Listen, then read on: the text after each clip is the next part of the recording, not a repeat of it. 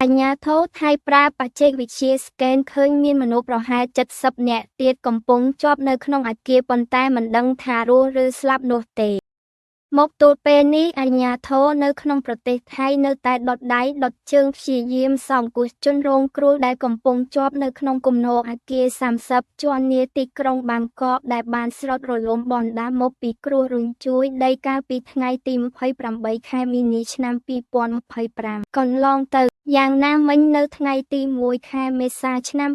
2025នេះលោកប៊ីនប៉ុនលឺរិទ្ធដែលជាអ្នកជួយសង្គ្រោះដ៏ល្បីមួយរូបរបស់ថៃបានទម្លាយឲ្យដឹងថាការជួយសង្គ្រោះមិនយឺតយ៉ាវនោះទេប៉ុន្តែមានឧបសគ្គច្រើនណាស់ឥឡូវខាងអាជ្ញាធរបានប្រើគ្រឿងបច្ចេកវិទ្យាស្កេនមើលទៅលើកន្លែងកើតហេតុហើយបានឃើញថានៅមានមនុស្សប្រហែល70នាក់ដែលនៅជាប់នៅក្នុងនោះតែមិនដឹងថានៅរស់ឬស្លាប់ដោយភាគច្រើនពួកគេផ្ទុំគ្នានៅកណ្ដាលអគាររវាងជាន់ទី